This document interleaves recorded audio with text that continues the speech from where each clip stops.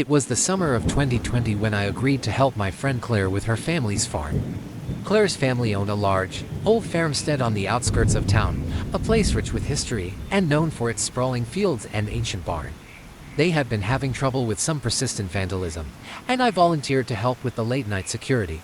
One evening, Claire and I were finishing up our chores as the sun dipped below the horizon.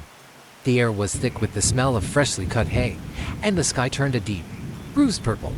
We'd already checked the barn and the surrounding fields for any signs of trouble. Everything seemed normal. Just one last sweep of the property, Claire suggested. Let's check the south field. That's where we've had the most trouble. I agreed, and we drove out to the south field in her old pickup truck. The field was expansive, surrounded by tall, shadowy trees. The barn loomed in the distance, its silhouette barely visible in the encroaching darkness. As we drove, the headlights cut through the gloom, casting long shadows on the field. We parked near the edge of the field and began walking the perimeter. The moon was full, casting an eerie silver light that seemed to accentuate the shadows of the trees and the old fence posts. It was then that I noticed something on an old wooden shed near the far end of the field that I had never seen before. "Is that shed new?" I asked Claire, trying to keep my voice steady. Claire frowned. "No, that shed's been here as long as I can remember. We never use it anymore. Why, it looks like it's falling apart," I said. "I don't remember seeing it before. Must just be the way the moonlight hits it," Claire said dismissively. "Let's keep going." We continued our patrol, but my curiosity about the shed lingered. The old structure seemed out of place, and something about it felt unsettling. The more we walked, the more I couldn't shake the feeling that we were being watched. As we neared the end of our patrol, Claire's flashlight flickered and then went out. She cursed under her breath, fumbling with the batteries. I was about to offer her mine when I heard a faint noise, like the distant sound of footsteps crunching through the dry grass. "Did you hear that?" I asked, trying to keep my voice calm. Claire paused, straining to listen. "Yeah, I did. Probably just an animal." But the noise continued, growing louder and closer. It was as if someone or something was walking towards us from the direction of the shed. The sensation of being watched intensified, and my skin prickled with unease. "Let's head back to the truck," I said. "We should probably call it a night," Claire agreed, and we started back toward the truck. As we walked, I glanced back at the shed. The door, which had been slightly ajar before, was now swinging open and closed as if someone had just passed through. When we reached the truck, Claire managed to get her flashlight working again. The beam cut through the darkness, and we drove back to the farmhouse quickly, the old shed receding into the shadows behind us. The rest of the night passed without incident, though the strange events left us both on edge. We joked about the shed being haunted, trying to dismiss the fear that had settled in our chests. The next morning, Clara and I decided to investigate the shed more thoroughly. To our surprise, when we arrived, the shed was empty. It was indeed old and falling apart, but there was nothing inside except for a few broken tools and piles of dust. There was no sign of recent activity or vandalism. It was as if the previous night's events had been a trick of the light and our imagination. Claire shrugged it off. "Probably just some raccoons or something. The shed has been falling apart for years. We never had any more problems with vandalism, and the strange noises remained unexplained." The shed continued to stand in the south field, a silent relic of the past. Though we never saw or heard anything unusual again, the memory of that night has lingered with me. Sometimes, when I think back to the old shed and the feeling of being watched, I can't help but wonder if there was something more to it, something that remains hidden in the shadows of that abandoned farm. It was the summer of 2023 when my friends and I decided to help out on a remote farm owned by an elderly couple, the Callahans. They had advertised for temporary help to get the harvest in before the fall, and we saw it as a chance for a little adventure and some fresh air. The farm was situated miles away from the nearest town, surrounded by dense woods and overgrown fields. The Callahans' farmhouse was old but charming, with a wraparound porch and ivy climbing up its sides. The barn was even older, with weathered wooden planks and a rusty, creaky door. The first few days were routine. We helped with the crops, cleaned the stalls, and enjoyed hearty meals prepared by Mrs. Callahan. The nights were peaceful, with only the sounds of crickets and the occasional hoot of an owl. It was on the fourth night, however, that things took a turn for the unsettling. We were sitting on the porch after dinner, enjoying the cool evening air, when Mr. Callahan brought up the topic of the old barn. "You know," he began, "this barn has been here for over a century. Folks around here say it's got a history. What kind of history? I asked, my curiosity piqued. Well, some folks think it's haunted, Mr. Callahan said with a half smile. They say strange things happen inside it, especially at night. My friends, ever eager for a thrill, decided to investigate. We took a flashlight and a couple of old, heavy-duty lanterns and headed towards the barn. The fog from earlier in the day had settled in, casting a thick mist over the fields. The barn loomed in the distance, its silhouette barely visible through the fog dot as we approached. The air grew colder. The old barn creaked and groaned as though it had a life of its own. We hesitated at the door, its rusty hinges protesting loudly as we pushed it open. Inside, the barn smelled of old hay and wood, but there was something else, an undercurrent of decay that made my skin crawl. We started exploring, our lanterns casting long, eerie shadows on the walls. There were old farming tools hanging on pegs, and dusty bales of hay stacked in the corners.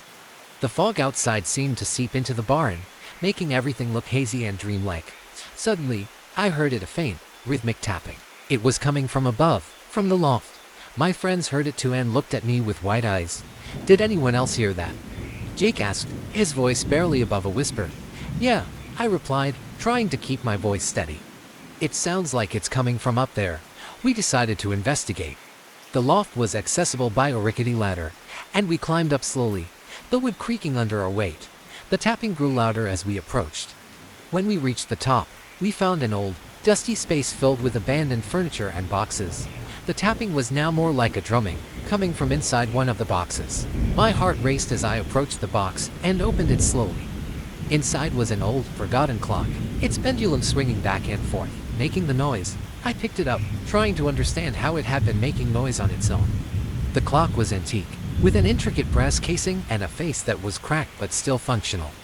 It seemed to be in working order despite its age, and the tapping was simply the clock's pendulum hitting the inner walls of the casing. It's just the clock, I said, trying to mask my relief with a chuckle. There's nothing to worry about. We spent a few more minutes in the barn, but the atmosphere felt heavy and oppressive, so we decided to head back to the house. As we walked away, I glanced back at the barn. The fog was beginning to lift, revealing the barn's old structure against the moonlit sky. Later that night, lying in bed, I couldn't shake the feeling of unease. The tapping of the clock in the barn had been unsettling, but it was the sense of something watching us from the shadows that lingered in my mind. The next morning, Mr. Callahan noticed our apprehensive demeanor and asked if everything was all right. I told him about the clock and our investigation, and he laughed heartily. Well, he said with a twinkle in his eye, it's good you figured it out. The barn has a way of playing tricks on people. We've had folks swear they saw figures moving around in there, but it's just the old place settling and the fog making things look strange. We finished our work on the farm and left a few days later, the memory of that night still fresh. The Callahans were kind and the work rewarding, but the old barn and the rhythmic tapping remained a curious and eerie part of our adventure. Despite the scare, I was grateful that nothing truly sinister had happened. The fog, the old clock, and the barn's creaks were all part of an old farm's charm, a reminder that sometimes the most frightening things can be explained by the simplest of reasons. When I was 16, my family moved to a rural farm in upstate New York. It wasn't the kind of place I had envisioned myself living in, a weathered, old farmhouse surrounded by endless fields and dense woods, far from the nearest town. The house had been abandoned for years before we moved in, and its creaky floors, peeling paint, and eerie silence gave it an unsettling atmosphere from the start. My parents saw it as a fresh start, a place to build something new, but to me, it always felt like we were trespassing on something forgotten. The first few weeks were uneventful. I spent my time helping my dad with repairs and chores around the property. It was hard work, but it kept me occupied. However, as the days grew shorter and full set in, strange things began to happen. It started with the noises. Late at night, just as I was drifting off to sleep, I would hear faint whispers echoing through the house. At first, I thought it was just the wind, or maybe the old house settling, but the whispers became more distinct. It sounded like a conversation, just out of earshot, but whenever I strained to listen, it would stop. One night, I finally worked up the nerve to ask my parents if they had heard anything strange. They shrugged it off, attributing it to the age of the house and the wind that howled through the fields at night. I tried to convince myself they were right, but deep down, I knew something was off. A few days later, I was working in the barn, mucking out the stalls, when I felt a cold, prickling sensation on the back of my neck, like I was being watched. I turned around quickly, but there was nothing there. Just the rows of empty stalls, bathed in the dim afternoon light filtering through the dusty windows. I shook it off, but the feeling lingered, making my skin crawl. That evening, as I walked back to the house from the barn, I caught a glimpse of something out of the corner of my eye. In the distance, near the edge of the woods, I saw a figure standing still among the trees. I stopped in my tracks and squinted, trying to make out who or what it was. The figure was tall, with a shadowy outline, but the details were hard to discern in the fading light. I blinked, and when I looked again, it was gone. I told myself it was just my imagination, but I couldn't shake the image from my mind. Over the next few days, I started to notice more strange things. Tools would go missing and reappear in odd places, animals in the barn seemed spooked for no reason, and that feeling of being watched became more frequent. It was as if the farm itself was alive with some unseen presence. One night, everything came to a head. I was lying in bed trying to sleep, when I heard the sound of footsteps on the stairs. They were slow and deliberate, creaking on each step. My heart raced as I stared at my closed bedroom door, listening intently. The footsteps stopped right outside my door, and for a moment, everything went silent. I held my breath, waiting for something to happen, but nothing did. After what felt like an eternity, I slowly got out of bed and crept toward the door. I reached for the handle and pulled it open, half expecting to find someone or something standing there, but the hallway was empty. The old wood floor stretched out before me, illuminated by the faint glow of the moonlight streaming through the window at the end of the hall. I stepped out of my room, feeling the chill in the air, and cautiously made my way downstairs. The house was still and quiet, but there was a heaviness to the atmosphere that made every hair on my body stand on end. I decided to check the barn, convinced that if anything strange was happening, it would be there. I grabbed a flashlight and headed out into the cool night air. As I approached the barn, I saw that the door was slightly ajar, even though I was sure I had closed it earlier. I pushed it open and stepped inside. The barn was pitch black, save for the narrow beam of light from my flashlight. The familiar scent of hay and wood filled the air, but something else lingered, something foul. I moved deeper into the barn, my flashlight casting long, eerie shadows on the walls, and then I saw it. In one of the far stalls, there was a figure tall, gaunt shape, its eyes reflecting the light from my flashlight like to pinpricks of silver. It wasn't moving, just standing there, watching me. My breath caught in my throat, and I felt frozen in place. But then, in the blink of an eye, it was gone. The stall was empty, and the barn was silent once more. I didn't wait around. I bolted out of the barn, my heart pounding in my chest, and ran back to the house. That night, I didn't sleep. I sat by my window, watching the barn, half expecting to see something emerge from the darkness. The next morning, I told my parents everything. They listened, their faces serious, but they didn't say much. My dad checked the barn later that day but found nothing unusual. Life on the farm. In late September 2023, my friends and I decided to spend a weekend at a farmhouse in rural Pennsylvania. The house was charming, with its ivy-covered walls and creaky wooden floors, and it belonged to my friend Mike's family. The idea was to escape the city and enjoy a peaceful retreat, but what we experienced there was anything but serene. On our first night, we gathered around the fireplace, sharing stories and laughter.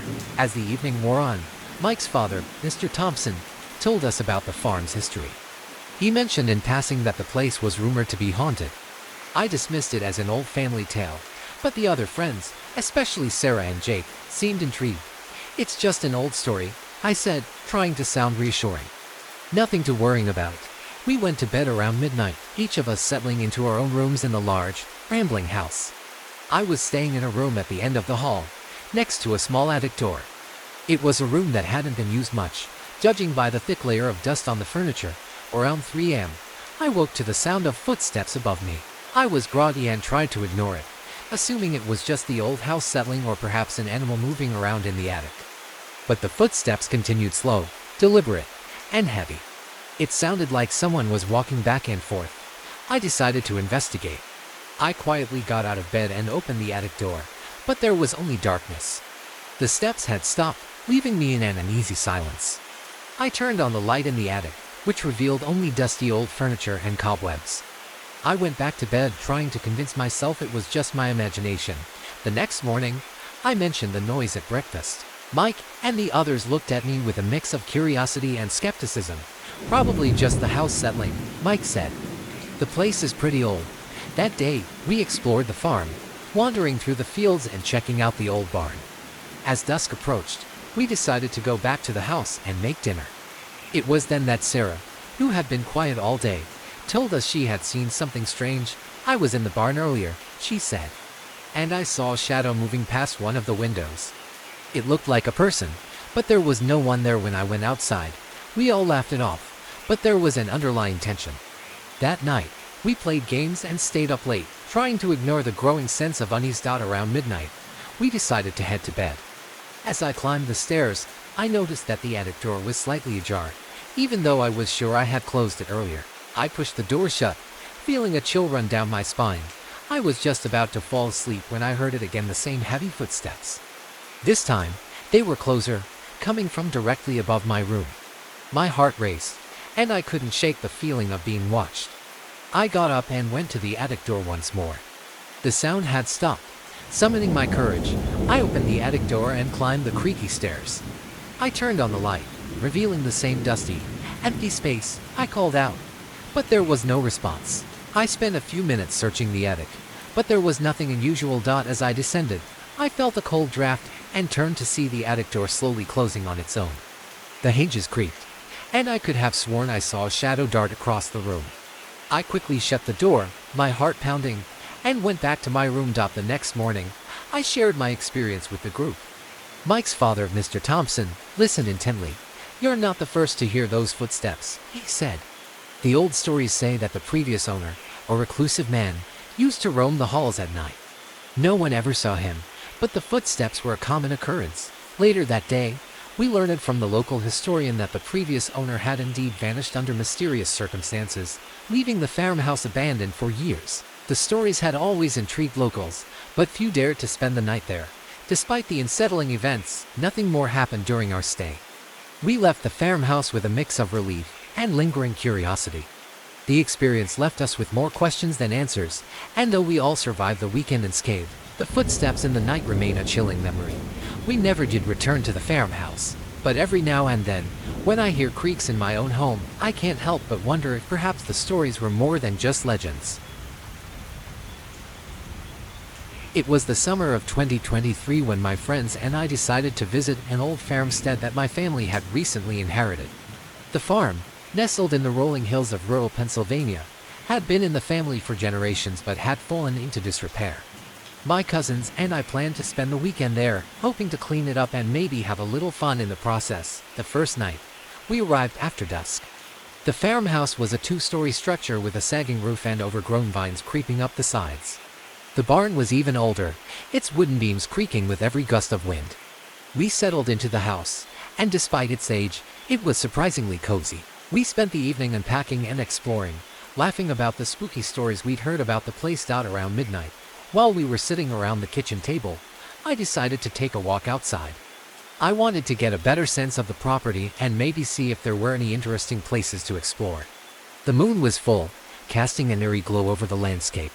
The fields stretched out before me, silent except for the occasional rustling of leaves. As I approached the old barn, I noticed something odd. The door, which had been slightly ajar when we arrived, was now wide open. I thought nothing of it at first, attributing it to a draft or maybe the wind. But as I got closer, I felt a chill run down my spine. Inside, the barn was dark and musty.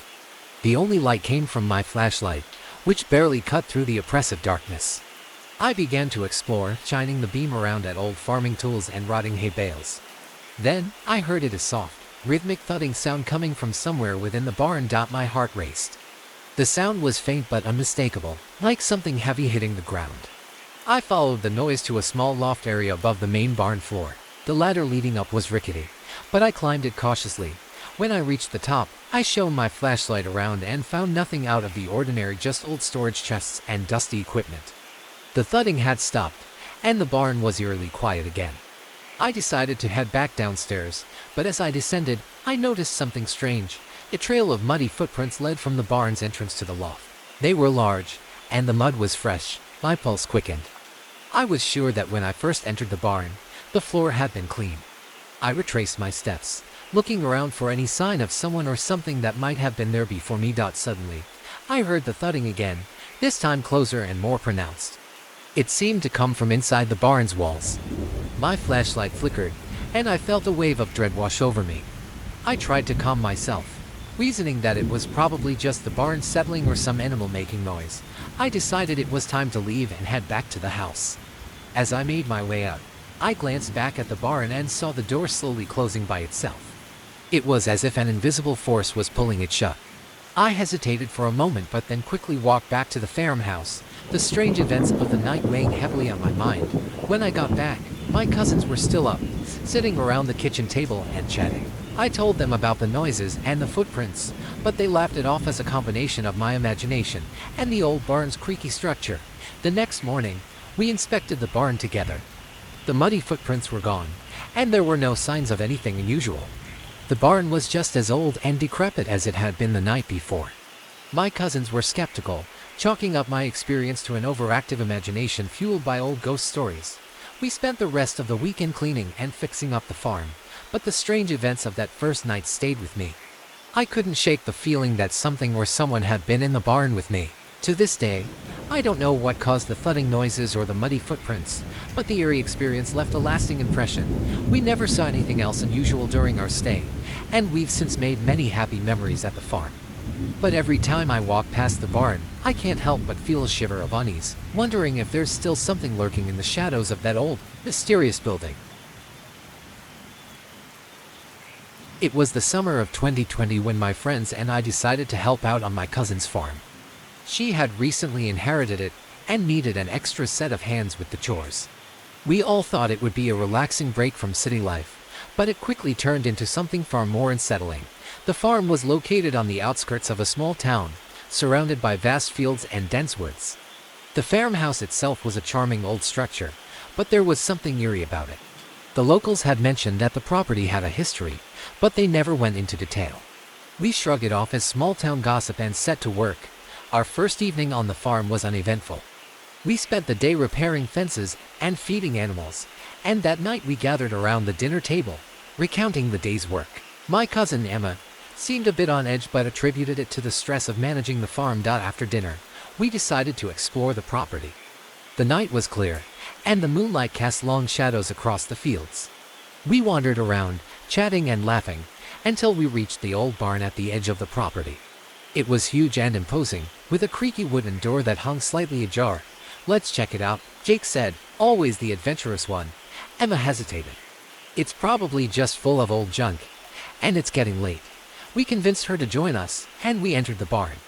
Inside, the space was vast and musty, filled with old farm equipment and hay bales. The light from our flashlights danced over the walls, revealing old tools and cobwebs. "Look at this," Sarah said, holding up an old, dusty lantern. "It's like something out of a horror movie." We laughed, but the laughter was cut short when we heard a loud bang from somewhere deeper in the barn. We froze, our flashlights scanning the shadows. "Probably just a rat," Jake said, trying to sound nonchalant. We pressed on, moving towards the source of the noise. As we walked, I noticed a door partially hidden behind a stack of hay bales. It was old and weathered, with a rusty handle. I reached for it, but before I could open it, the lantern Sarah was holding flickered and went out. The sudden darkness made the barn feel even more ominous. I fumbled for my flashlight and turned it on, but the beam was weak and sputtering. We were now relying on the dim glow from the moonlight seeping through the gaps in the barn walls. Just then, we heard another noise, a low, mournful sound, almost like a distant wail. It wasn't like anything I'd ever heard, and it sent chills down my spine. "What is that?" Emily whispered. "I don't know, but let's get out of here," Emma said, her voice trembling. We all agreed and made our way back to the barn door. But as we approached, the door slammed shut with a force that shook the barn. We jumped, and the lanterns that had been hanging from the ceiling swung wildly. "Okay, this is getting creepy," Jake said, his usual bravado fading. We tried to open the door, but it wouldn't budge. The wailing sound grew louder, more insistent. I felt a cold draft sweep through the barn, and the temperature dropped noticeably. We backed away from the door, and that's when I saw a shadowy figure moving slowly across the far end of the barn. It was tall and indistinct, blending with the darkness. It seemed to glide rather than walk. "Is that a person?" Sarah asked, her voice barely audible. "I don't think so," I replied, trying to keep my fear in check. The figure moved closer, and the wailing grew louder. It felt as though the sound was coming from everywhere at once.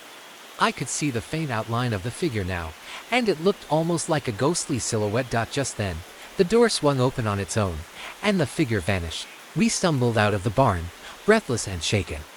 The night air felt suddenly warm and comforting. Emma was waiting for us by the farmhouse, clearly worried. We quickly explained what happened, and she looked at us with a mix of concern and relief. "That barn has always been strange," she said. "There are stories about it, things that can't be explained. I'm sorry I didn't tell you before." We spent the rest of the night huddled together in the farmhouse, the strange events replaying in our minds. We never went back to the barn, and the rest of our stay was uneventful. The experience left a lasting impression on all of us. We never figured out what the figure was or what caused the eerie wailing, but we all agreed on one thing: some places hold on to something beyond explanation, and the old barn at Miller Farm was definitely one of them.